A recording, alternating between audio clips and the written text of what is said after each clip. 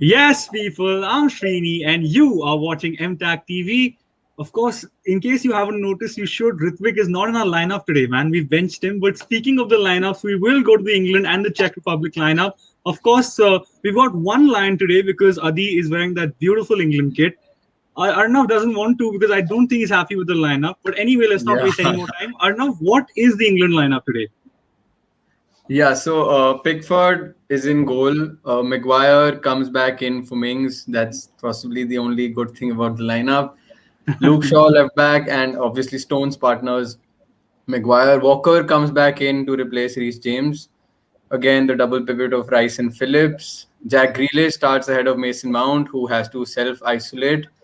And there's Sterling and Kane, and Saka has replaced Phil Foden to complete the front three. My God, Arnav, you're not hiding the fact that you're in a terrible mood. But anyway, I'll go to the Czech Republic lineup. Vasilic starts in goal. Sorry, guys, I'm going to butcher the pronunciations. I'm sorry. Coufal plays at right back. At left back, you have Boril. In centre back, you have Tomas. Come on, legend, Chelsea. You know, if you know, you know. Selutska. Sorry, guys, I'm not even going to lie. I can't do this. There's Soucek and I'm not going to say holes. It's going to be holes or something like that. So, okay. There's Janto. He was sick in one of the games. So, fair enough. Maso Pust. Wow. Garida and Patrick Schick, who has scored 3 goals. Revelation of the tournament. Adi? Srini, I just want to say that we've been butchering Vladmir Coufal's name. You said Coufal again. We've said this for the last 4 months. Is it It's Coufal? Coufal? Is it Coufal or Coufal? I think we discussed this a long time. I think it's Coufal. There's Okay. a C, so it's an S. That's what confused me. But anyway, enough of pronunciations. Adi, we'll go to you. What do you make of this lineup, man? A lot of surprises. I'm fuming. I'm laughing, but I'm actually disgusted. This is not a lineup. This is a joke. I keep giving Southgate opportunities, and you guys keep mugging me off for it. This is shambles. Like, what is this team? Kya hai ye? Saka, man. Arsenal fans over here, don't even at me, dude. Saka, you're seriously having a laugh right now. I'm looking at the bench. This bench is a starting 11. Rashford, Sancho, Connor Cody, the GOAT. Unbelievable. Oh, God. Anyway, yeah. Arnav. Arnav, go on, man. I'm having some technical issues. Can you guys hear me? Yeah, we can hear you. Go for it. Yeah, this is quite weird because I can't actually see myself in the Go for it. Just say camera. what you have to. You'll be But back. yeah, I'll You'll be say what back. I have. Yeah, I'm with Adi on that, man. Like, it might not show, but I'm fuming as well. Even the kind of reasons he gives for his lineups. I watched his presser last time around. He goes around saying, we can't pick Jadon Sancho because he doesn't have enough tournament experience, and then he goes ahead and picks Bukayo Saka. Again, don't add me, Arsenal fans. He's a player with great potential and everything, but how on earth is he starting ahead of Foden, Rashford, and Jadon Sancho? I genuinely feel Southgate started to take the piss now, and there's no excuse about being safe or being cautious this time around because you're already through to the round of 16. So, like, I really don't get what he's doing. I don't know what Jadon Sancho has to do to get a minute on the field. And I'm just happy Maguire is back. I would have actually liked to see one of Rice or Phillips also being replaced to go with somebody like a Bellingham who's more industrious in midfield and is also a better ball progressor in my opinion. But he's stuck with Sterling again, so it is what it is, man. Yeah, I mean, quickly, the boys are. I mean, Adi just said kya hai, yaar? So this is the analysis you're getting on MTAC TV. Subscribe right now, like the video. But yeah, personally, see, I don't think there's a problem in starting Saka in terms of him being an excellent player, him having an excellent season. But then Saka, as Arnav said, is a player with great potential, while Jadon Sancho is pretty close to the finished article. Like 16 goals, 20 assists in all competitions. I think he's England's best attacking player behind Harry Kane. So I don't understand why he's not playing. And I mean, the only positive, as Arnav said, is Harry Maguire. Tyrone Mings has the second most inaccurate long balls for an outfield player in the tournament. So having someone like Maguire back in the side is going to be brilliant. But all in all, as Adi, we told you, and we've told you a million times, Gareth Southgate's team selections are very odd. And I don't know what the idea is. And again, you're playing Czech Republic, respect to them. They're the surprise team of the tournament. But Rice and Phillips, you definitely should have played Bellingham. Like other teams are experimenting, why not him? So I don't particularly understand. But boys, let's hone in on some of the issues that are the biggest talking points. Adi, I'll go to you. You touched on Saka starting and how Jadon Sancho has to play, but why do you rate Jadon Sancho so much? Because some people say he hasn't done it in an England shirt. Yeah, I mean, of course, I understand people's points of why maybe they think, oh, he hasn't done it. But come on, he's one of the biggest talents in the world. Easily the top 5 best players to watch. So, and it's not like you're playing someone like a Phil Foden over him, which is perfectly justifiable. Even a Marcus Rashford, that's perfectly fine. Like, I would not debate that whatsoever if that's what Southgate went with and dropped Sancho for those players. But for Saka, I mean, are you serious? Essentially, it's a wing back. Technically, of course, we know he's going to be playing in the 3 in the middle. But it's so strange. I mean, I'm curious to know what is happening behind the scenes in the England training camp that Saka is, he's obviously showing his worth that Southgate's picked him. But come on, the names we touched upon, Foden, Rashford, and Sancho, if you're benching them, either you're doing absolute bits in training or Southgate is absolutely delusional. Like, I can't wrap my head around this, honestly. Arnav, same question to you, man. What do you think about this whole issue? I'm just trying to reconnect. I just say what you have to. Say what you have to. Okay, should I take it forward if you're having issues technically? Yeah, just give me 2 minutes and I'll join in. Sure, cool. Yes, the show goes on, guys. It's okay, it happens. But everyone's using the internet anyway. 11:30, you know how it goes. But personally, yeah, I just don't understand how. Look, England's 3 biggest talents are Phil Foden. They are Jude Bellingham. I'm just laughing because I'm just getting up. It's distracting. Yeah, it's fine now. It's fine. But there's Phil Foden, there's Jude Bellingham, and there's I'm even forgetting the name, so even I've lost it. But at least these 2 guys, if they're not making your starting 11, I don't understand it honestly. And again, like Calvin Phillips was excellent in the first game, but I think it was a bit of a curse. And I know that's harsh, but someone like Jude Bellingham has to make it, and Jadon Sancho as well. Like, I would have, as Adi said, I would have understood if someone like Sterling plays on that side and he's on the bench, or say Rashford plays, because you want that pace. Because Grealish is going to be the creator who takes time with the ball, who's kind of the slow element in that front line. But to play Saka, who kind of profile similar to Sancho, it just baffles me. I mean, they're lucky to have Jadon Sancho. Like, the guy has not even played a minute for England. Like, it's really baffling to me. And even fans in Germany don't understand, because Jadon Sancho is easily the best creator out there. So, yeah, man, again, shocking decision. Arnav? Yeah, the fact, what baffles me even more is that Southgate, I see this template in his approach. It seems like a defense-first approach, where I feel he's happy with a 0-0 around the 60th mark, and he's looking for some sort of individual brilliance, if I may call it, to nick the game. I think it's still acceptable in the knockouts, but if you're doing that against the likes of Scotland, Croatia, and Czech Republic, all 3, no disrespect, but it's quite shambolic.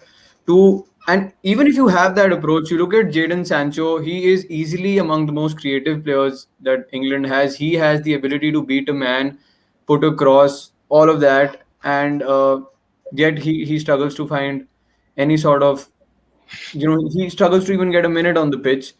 Again, the Rice and Phillips point, I don't know why he needs 2 defensive midfielders when he's already through to the round of 16. You look at people like Harry Kane getting scapegoated, but I don't really blame him. Even Reece James, who's been dropped tonight, like, Gary Neville, if you heard him, he said that I'm sure he's not told the fullbacks not to go ahead. I think he has. Like, why else would they not? You look at what Shaw and Reece James did for their respective clubs. They are more than capable of bombing forward and being great attacking outlets. So if they're not doing that, if they're being cautious and trying to stay in their own house, there obviously has to be a tactical message from the manager. So it just doesn't add up to me. None of it adds up to me. Yeah, go ahead. Yeah. I just want to say that, what we wanted to do on the show today is take your biggest talking points, touch on each one of them. I touched on the midfield by mistake. I don't even know why. No one gave me the memo. Arnav went in on Southgate throughout. So I think, guys, the show is done. No, I'm joking. I'll go to Adi. Let's touch on the midfield. Let's break this down one by one, right? So we've touched on Jadon Sancho, terrible decision. right? What do you think of the midfield? Arnav also doesn't agree. Even I don't. Do you think Bellingham should have played? I actually don't think Bellingham should have played, and Arnav touched upon it right now that he's playing with two DMs. I think there should be just one for this game. It's your third game in the group. It's the kind of game where you have a bit of leeway. Like he said, you're through the round of 16. You can experiment a little. This is a competitive game. You can play around with your squad and tinker around and do whatever you want. So there's no real repercussions. So why not maybe just try, if you want to try just Rice or just Calvin Phillips, play one of them and put some of your more attacking players. Look at your bench. You can fit in a Grealish, a Foden, a Sterling, a Kane, and a Saka if you want, and still have. Of course, there's not as much balance, but Rice is just a bit more defensive, and you have 5 great attacking players. Why not play around with that? You're still playing with Calvin Phillips and Declan Rice, and like Arnav said again, it's the same thing where he's so cautious that I think that's going to be England's biggest downfall, which we'll probably touch upon later. So, Arnav. Yeah, about the experimenting point. If you guys saw the Belgium game last night, Roberto Martinez has been changing his entire defense. Yeah, he's played Vermaelen, he's played Boyata, he's played Denier because he doesn't know who his third best centre back is. So what he did, he's played all three, and now he has an easy decision for himself going into the round of 16. I think that's, if you want to follow templates, that's a good template. That's there. I don't know why you wouldn't take any risks in the group stage, especially with last night's results ensuring that England go through into the knockout stages. Yeah, exactly. And you spoke about experimentation. I know with Belgium and Netherlands it's a little different because they did win their first 2 games, but still, like for example, Daniel Malen played last night. And Daniel Malen was excellent. He was probably the best player on the pitch. And now that gives you an alternate solution to playing someone like Wout Weghorst. And they looked much better last night. Same with Ryan Gravenberch. Like, he may not start because Martin de Roon provides that defensive insurance. But once again, you're trying new things. Like, this is the time when you can do that. You've been blessed enough to be in a relatively easy group. So when you play a Portugal or a France or a Germany, because that's who England will play if they manage to finish first tonight, you're going to get ripped apart and then you won't have any excuses. This is the time to even drop points if you can experiment and know what's right and what's wrong. Arnav? Yeah, about that, even if, let's say you play with Bellingham tonight and you realize that, going with the Bellingham instead of Phillips gets rid of some of the balance that you're going to need in bigger games, at least it gives you an idea whether it's going to work if you want to do that at the hour mark in another game. Let's say England go into a game and they're 0-0 at halftime or 0-0 at the hour mark. And if he knows that Bellingham and Rice works as a pivot, then he can resort to that during the final half hour. It also gives you a better idea about your substitutes, especially the kind of luxury that he has. I would argue that in terms of the squad depth, only France, in my opinion, are actually even comparable to England's depth. That they are literally spoiled for choice. Like, you even need to know your best substitutes apart from your best lineup. I don't think he knows either at the time. Yeah. Adi, you want to touch on that? Yeah, just again adding to both of your points, Srini, like you mentioned, Gravenberch played yesterday. Malen made sort of a name for himself. They're making cases themselves. How could you not play someone like Sancho, who hasn't got a single minute of the tournament, in this type of game? And let's say he gets 10 minutes at the end. That's not enough for him to stake his claim. You give him 60 minutes if he's not doing bits. Okay, take him off. At least you know what he brings to your system, and it's not like the odds are in Sancho's favor that he will do a job for England. Absurd decision, and I can go on about this for days. But Srini. Yeah, exactly. And what I wanted to say is that when you play guys like Sancho and Grealish, what they do is that they pull defenders away. Like England, I don't understand why Southgate chooses to play defensive because of 2 reasons. A, when you are overly cautious, what's the point when you're going to have more of the ball? B, what's the point of going to a tournament and playing like this when you're not going to realistically win anyway? Like, you'd rather play expansive football, create a template so that when you go to the next major tournament, you can actually make an impact. Because right now, England could have even Messi, but what is the point when in the next World Cup, there's no sort of ideology, there are no sort of base to build on? Like, at the minute, it's just confusion. England do not have a style of play. So it's very strange. And yeah, man, it just is very strange. I had another point also. Yeah, the only point I had is that Arnav mentioned this and I agree. Like, just in the attacking positions, okay, France may have a better front 3, but as a whole, England definitely have a better attacking arsenal. Like, their first sub the other day was Jack Grealish. France's first sub the other day was Ousmane Dembele. Like, there's a big difference that they can get Dembele and Marcus Thuram on. These guys can get Sancho on, Rashford, Grealish. Like, it's ridiculous. So, very, very poor. But we'll touch on more things as the show goes on. There's a couple of the comments. Thank you so much, guys, for getting in the comments. Of course, you're in the comments. It's an England game. Let's face it. But Gulf Jen says, one line missing today, I see. Yeah, man. Unfortunately, he's not here. But, if the team plays well, he'd want to be back here because he's very frustrated as well. Gulf Jen again, Saka with two crying emojis. So we know what your take is on Bukayo Saka starting. By the way, guys, let's not bully Saka. He's a great player. Bully Gareth Southgate. Like, Saka's a perfectly good player. Definitely. Yeah. Garb Jain saying, he took Sterling at least. I had him in my fantasy team, LMAO. I'll tell you this, stop playing fantasy. Your stress will reduce because, my God, that game ruins me. Arnav, you want to touch on that? You're a big proponent of the game. No. I actually wanted to touch the Saka point about you saying don't slander Saka. And I totally agree with that. This is something that I really don't agree with, based on another point that you're throwing someone like Saka into the deep end. And if unfortunately he has a bad game tonight, you know how cruel the English media can be. So it's just like he's literally setting up all of his players to fail. If you can set up a player like Harry Kane to fail, who is Bukayo Saka, man? Yeah, and like I know Adi was, by the way, Adi was not being harsh. Adi was just being harsh because he wants Sancho to play that much. Ultimately, the kid is 19 years old.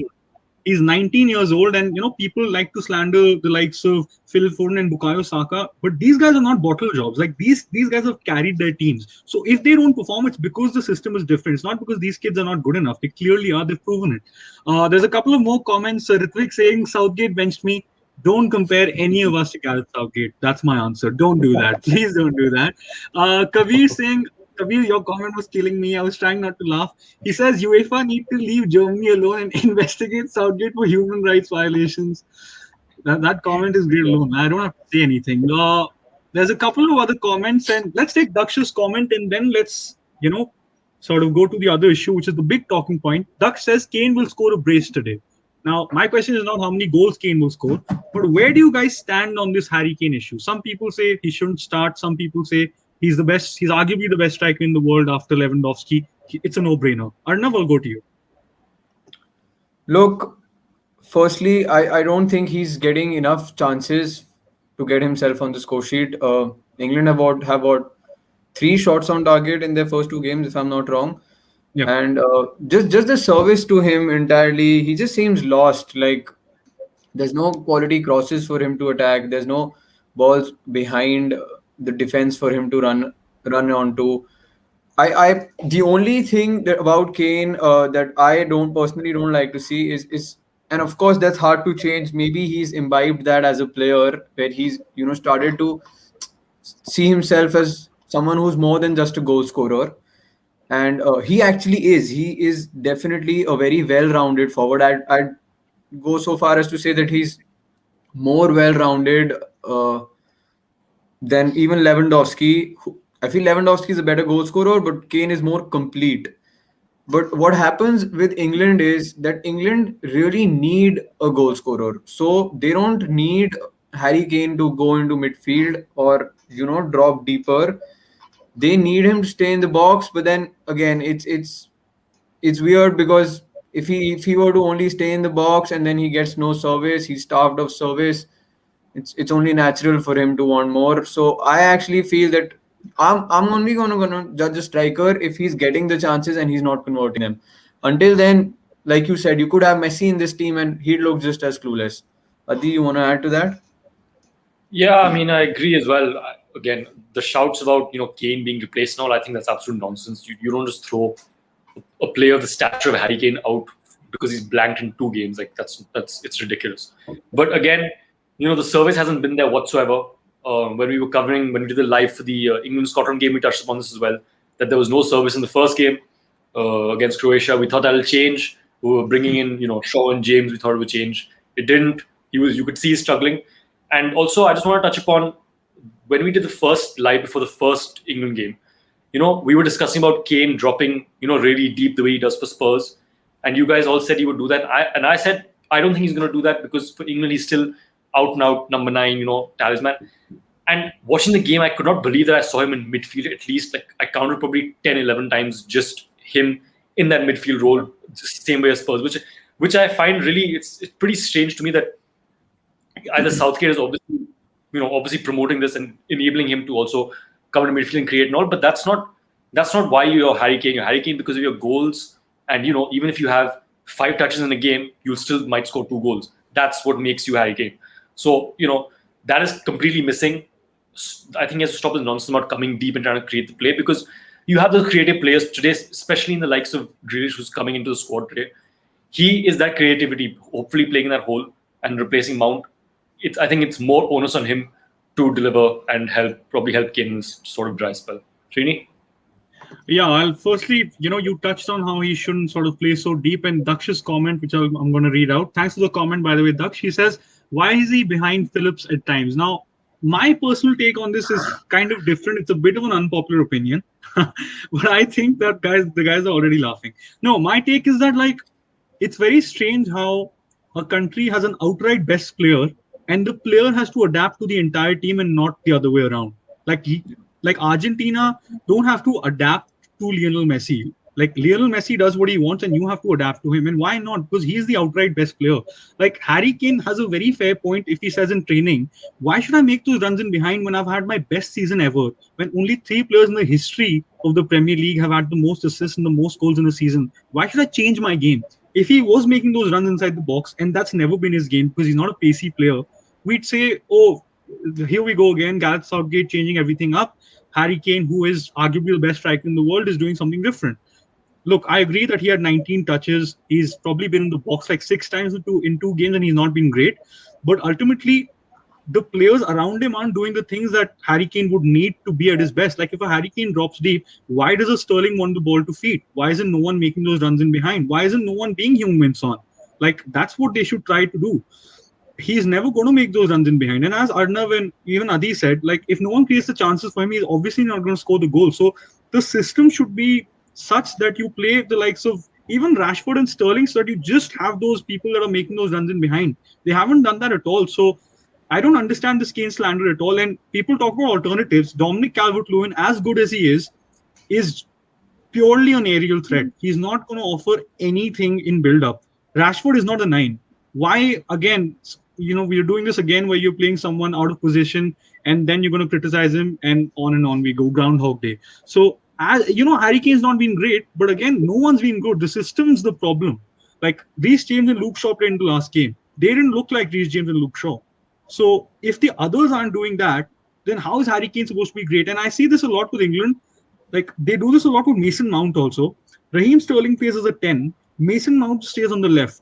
Then he does the same with Foden where he stays on the right and Foden comes as a 10. So everyone's taking their spaces. Like Luke Shaw doesn't know whether to be on the right or to sort of play as a midfielder. Like it's very confused. So it's just scapegoating, and don't Wayne Rooney Harry Kane. Let's not do that to 2 England legends, please. They're 2 great players and they don't deserve this. So yeah, that's my take on Harry Kane.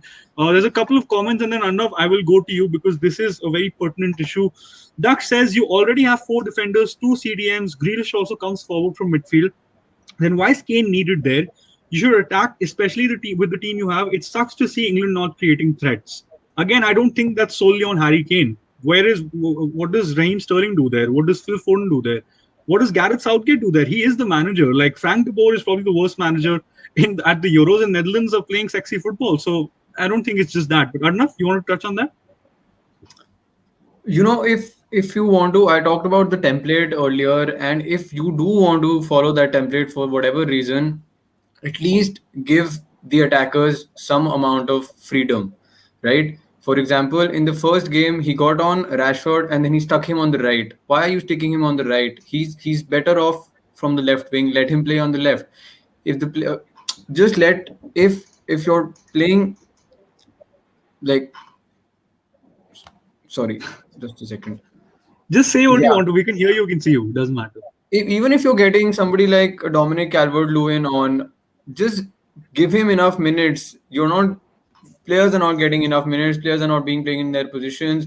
Even with Shaw and Sterling, that there's something that I noticed that they don't seem to be on the same page. You you already have somebody like Shaw and Rashford who have such a great understanding from their club. So why not go with Rashford on the left? He's changed Reece and Walker, both of them. Trippier has also been chopped. Like I don't see what Reece James could have done in that game. Why has he been benched? And why has Walker coming back in? None of it adds up for me, man. None of it. Yeah, Adi, I have a question for you actually. I was going to go to you. Like, we touched on how, for example, Roberto Martinez made really good changes in getting Denier and Boyata on because now they have a template for what back three they're going to play. Do you think Southgate makes unnecessary changes rather than making controversial changes? Because Walker James doesn't matter. James would have played, Walker plays, no one really cares about it. Trippier as well, again, it's a change that no one really cares about. So what do you make of these changes? And you have to touch on Southgate a little here as well because I think you need to eat some humble pie, man. So it's funny, I was raising my hand for something that pertains to this question. I was just going to say that imagine if Trent Alexander-Arnold wasn't injured and was still part of the squad. We would have seen every single right back play and be chopped every single game. It's absurd. I'm sure, it would have been Walker first game, Reece James second, and Trent in the third. I mean, there's no consistency, no balance, and you said it perfectly. It's these irrelevant, stupid changes. If you're making changes, make them up top where it really matters. Football games are won in that final third. No one really cares. It's great that Maguire's coming. That's a big win, but you're still staying with the same essential template. Keep your Luke Shaws, keep Stones, keep Maguire, keep Pickford, and probably keep Walker. Stop chopping and changing every time and making these. You're changing because the media is a bit. It's like on you saying, "Oh, England side, the performance wasn't great." Sorry, and I think he's just doing it to appease certain people, but it's not really. You're not making the changes. You're just making it for the sake of it. So yeah, I don't know if you had a hand raised. Yeah. Also, with the amount of changes he's making in defense, the defense doesn't even look like a problem. Like you had Tyrone Mings playing in that defense. You had Tyrone Mings playing in that defense, and they didn't look that they would concede. They were absolutely fine. For all the criticism that they're getting, the defense has been fairly solid. And about if he's trying to have them follow the example of, he quoted France and Portugal as the templates that he likes to follow. France actually have a proper counter-attacking game plan. I don't even see England counter-attacking. If you're going to have 60-65% of the ball, then how can you possibly counter-attack? So you're not essentially counter-attacking. You're not making most of possession. You're not letting your fullbacks go up top, even despite having so much of possession. Your striker has to drop deep into midfield. There's nobody making runs behind the defense. There's nobody making late runs into the box. It's just, if you were to ask me how can I see England scoring, I really don't know how. Probably a set piece is their best chance. Jesus, that is an absolute insult that you have so many amazing players and like the hope is that DCL comes on and scores a scrappy header and it's 1-0. Like people who talk, I just want to touch on this quickly, then I'll go to Adi about something that's even more important. Like Roy Keane was going in on Stones for not showing the header. Like that doesn't matter. Like you should be, no disrespect to Scotland, but they're like the third worst ranked nation in this tournament. They're like 44th in the world. Like you should be wiping the floor with them. And that's no disrespect to the Scotland because they were amazing, but because you have an amazing team, there's no excuses anymore. But Adi, I'll go to you. Oh, Arnav, you want to add to this? Yeah, just before you go to Adi, I want to quickly wrap this up by saying, I've heard a lot of people say that there's a lot of overreaction from the English fans. At the end of the day, it's not a disaster. They're through to the knockout stages. They've kept 2 clean sheets. They've got 4 points and all of that. And I agree, it's not a disaster from the tournament point of view. They are through to the next round. But is that really enough given the kind of squad that the team has? You look at the performances and it just doesn't. If England were to get somebody like a France or a Germany in the knockouts, I for the life of me can't see how they're going to get the better of them. There's nothing to excite the fans. Sir Alex used to say, get them off their bums. You're putting me to sleep. That's up. And by the way, I'm going to you, Adi. Trust me, I'm going to you. I just want to say, did everyone see that Yaya Toure article about how bums are very important in football? That is just the Yaya thing in the world. I don't know what that is. Amazing content anyway. The Athletic. We didn't have our fans. You have to read that. Eden Hazard fans, Ivanovic, Jermaine Defoe. I don't look at that stuff, but I have eyes. But anyway, Adi, you wanted to touch on Arnav's point? Yeah, just really quickly again. I think, just saying that you have 4 points and you're through the next round, that's papering over the cracks because, having your points is there on paper, but visually you've been shambolic. Like, there's nothing England fan can take away and say, oh, wow, if we get France or Portugal in the next round, we're really going to compete. Excuse my language, but they're shitting bricks looking at this side play. And they're just like, if this is what we're expecting going forward, that's hence the backlash. So yeah, I think it's accounted for. Srini? Yeah, Adi, I wanted to go to you again, actually. One thing that we have to talk about very quickly, because there's no debate here. So Mason Mount and Ben Chilwell obviously have to isolate for 7 days, I think, while the Scotland team don't, even though they were seen embracing Billy Gilmour, hugging him, kissing him, all of that after his man of the match performance. What do you make of that? It's very bizarre. First, I think this is the most ridiculous thing I've ever seen, and it's a shame because this is the first time I'm wearing my Mason Mount kit, and this nonsense happened to me. You jinxed it, Adi. You jinxed it. You jinxed Honestly, it, I'm going to fat L for that, man. Fat L. But touching on, this is UEFA's decision. It's absolutely absurd. I mean, seriously, there's nobody else in the entire Scotland camp, I think, barring one coach who's isolating, and of course, Billy Gilmour. And you've told the 2 England teammates who are Chelsea teammates who probably just hugged him after the game, you make them isolate. Are you seriously joking right now? I mean, there's no words coming out of my mouth because I can't believe this is the world's biggest organization. But anyway, Arnav? Yeah, just to add to that, they've also turned negative results. So why are you making them isolate for 7 days? Even if you want to be extra cautious, just make them isolate for a couple of days more, get another test result. This is quite absurd, man. The fact that they're saying that they spent some time with him in the tunnel. So I'm pretty sure the Scotland squad spent more time with their player, didn't they? There have been videos of them playing table tennis being taken off. It's Jack Grealish. He's the UEFA president right now. He made it because he wants to get into the side. There's no other way he's going to get it. Yeah. So, yeah. The fact that it's taken Mount to self-isolate for Grealish to get into the starting 11 speaks all you need to know about Gareth Southgate. Yeah, I mean, fair shouts. There's one talking point that's left that I'll get to. I'll take a couple of the comments. Daksh with a lot of comments, so fair enough, bro. I'll go to you. He says even Foden, I think, is better off on the left-hand side and Sancho on the right. Yeah, well, Sancho can play on both wings, but Foden definitely is better on the left. Again, Southgate just throwing him on the bus. Good comment right there. He says Walker to sahi hai. Walker sahi hai, but it's the thing of why are you making unnecessary changes? It's like it just doesn't make any sense, right? Daksh says biased, but okay, yeah, we know you're a City fan. Okay, now your comment, Daksh, who will face England probably? Now, this is the talking point right there. This is what I wanted to actually touch on. Now, for the people watching that don't know the permutations and combinations, if England finish first, which they probably don't want to, they face either France, Germany, or Portugal, whoever finishes second in the group of death.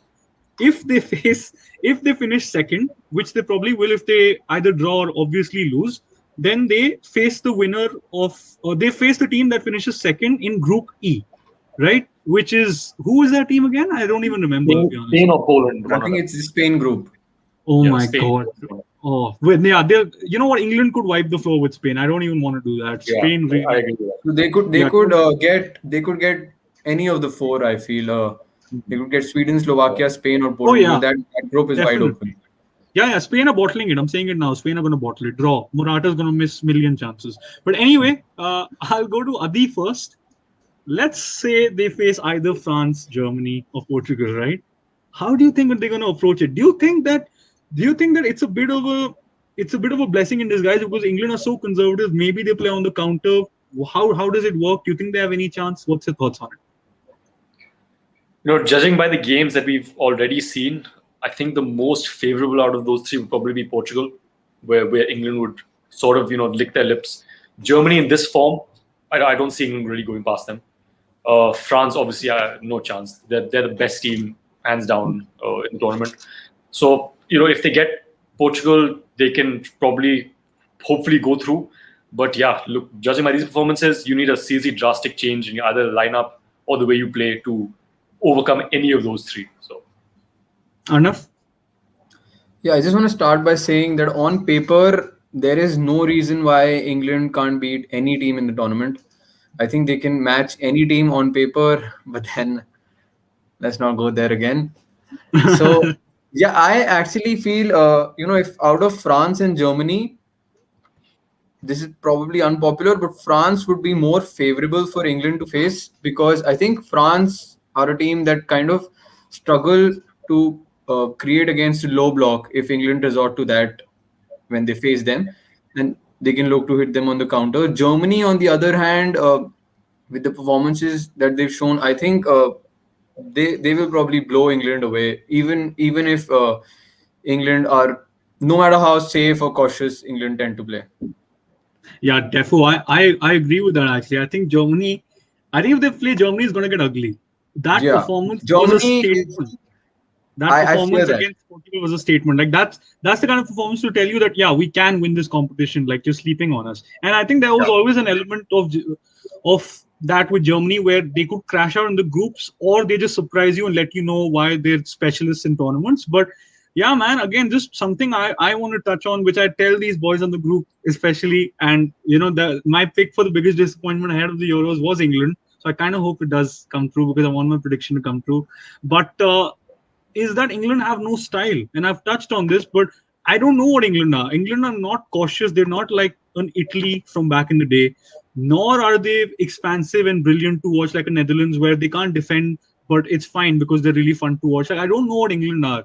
And I wrote this in a recent piece.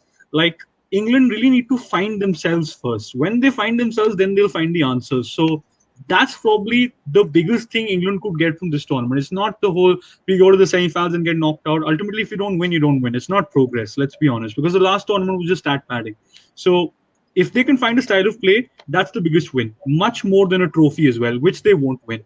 But boys, I think we should wrap up very soon because I suppose everyone wants to watch this masterclass from Gareth Southgate. So let's head to the predictions very quickly. Arnav, scorers. I'm tempted to ditch the game and watch Scotland Croatia instead. Same. So I'm just gonna get that out here. Same. But yeah, I think probably another snooze fest. I hope Grealish coming in can save us from that. I think with Maguire you get more ball progression and better recycling of the ball. He tends to find Shaw from almost anywhere. So one thing I'd like to see today is the fullbacks getting forward more, and England actually doing something with possession, creating chances, scoring goals. Don't worry about conceding. Just be cautious on the set pieces. I'm going for a 1-0 England win, and Harry Kane finally gets on the score sheet. Adi? I'm going to say 2-0 England, but I think it's going to be a problem in the long run because, I feel like they'll score 2 decentish goals, and, the media, the fans, they'll be buzzing saying, oh, England are back, fantastic performance, all that. It's coming home. Yeah, exactly. All that nonsense, papering over the cracks, like I said, and you're going to go into the next round and get thwarted by the next team you face. So I think no matter what the result is, there's really no win-win. I mean, if you get your 3 points, great, whatever. But then you go and face, if you finish first, you face one of those big three. So are you, do you finish? Do you then just reserve yourself, aim for second, and try and get Poland or some nonsense like that? I don't know. It's a strange one, but 2-0 England for me. Srini? I'm confused between 2 or 1-0, but I fully agree with your. Like, I think that England's best performances, like recently, are just built on individual brilliance. Whether that's Jack Grealish playing really well or Phil Foden playing really well, and that is a problem. Like, what I think will happen is Jack Grealish will have an outstanding game. People will slander Gareth Southgate, and then they'll think that they have something in there. It's coming home, all of that Gaza 96, all that rubbish PR happens, and then they get slapped against Germany or France. I hope they play Germany. It's going to be amazing to watch. I don't know, man. I think I'll go for a 2-0 win because I want to see some goals today. I'm saying Maguire to score because Grealish is going to win a free kick, so they'll probably score off a set piece. And I'm saying Saka to surprise people and score as well. So 2-0 for me will probably be 1-0 in the 80 Can I do my scorers really quickly? I forgot my scorers completely. Oh, yeah, go on. Good. I'll say Kane to get one and the little the drought. And I'll say Sancho off the bench to really shut everyone up. I really hope he does. Yeah, I love same. that. I love I'm actually dying for that to happen. Also, even if Saka ends up scoring and Srini's prediction comes true, credit to the guy. He's got a great future ahead of him. But don't get at us saying, oh, you know what, he did the right thing by playing Saka ahead of Sancho and Rashford and all of that. Please don't let hindsight bias distract you from the fact that Gareth Southgate is torturing all of us. I actually think Saka will surprise. So that's my take. So don't come Yeah, at me. I I hope he think he'll does. be really He good. does. Whenever he plays, he gets a man of the match. And him and Grealish have a secret link up. And Arsenal fans love to make these embarrassing photoshops on Twitter. So I suggest you guys get a job. But there's a Arsenal are couple of losing their players to Aston Villa, man. So yeah, man. Let's not even. Let's pipe not down. even. Yeah, a couple of comments very quickly, and then let's dip, guys. Garv Jain says Germany will Brazil the hell out of England. By the way, Germany versus Brazil might just be my favorite game of all time. Just trivia about me. I think that's You're quite a sadist, incredible. Srini. I loved it. It was amazing to watch, and you never see that. So yeah, it's not even FIFA. Like it's so over the top. Love it. Garv Jain says UEFA put money on City in the US UCL final, so they're taking revenge on the players right now. I'll be honest, Garf, that didn't make me laugh. Come with a better joke. Come on, that was not even like there's a lot of typos and like, come on, I don't know what you're doing. Come on, it's a bit of a shambles. I'll be honest. Okay. Duck says in the round of 16, yes, we have covered that. Are there no comments? Okay, Kabir with an interesting comment. We won't analyze this, but we're definitely going to read it off. Shout out to you, Kabir. He says Saka could pull off Phillips and play well, and Southgate could get praised, but the team will be poorer for it. Yeah, that's exactly a great what I wanted to say. Great shout. Ronaldo123 Rock, shout out to you. By the way, we've heard his voice finally, so that's a W for us. He says, agree with Sri. Guys, don't forget World Cup is next year only, so very important for teams to play well. And then he says, why don't you guys cover Copa America? Adi's saying it's an L. It's too early, man. 5:30 and all is too much. But Yeah. Aditya could do it. Aditya watches Copa. We'll only do the Copa America if Ronaldo123 is on the panel with us. Otherwise, we refuse. That's the only condition. Yes, we got to make that happen. I mean, I don't know about you guys, but I do think the Euros have been pretty underwhelming. I've been quite bored. I've been bored watching the Euros. I'm not gonna lie. Copa Euros seem level right now, man. The Euros have been pretty embarrassing. Step your game up, guys. The format doesn't really help, does it? So I'm kind of looking forward to the knockout games for it to spice up a little. I just want to say quickly, if this was a 2-team going through group stage, this would have been an insane tournament.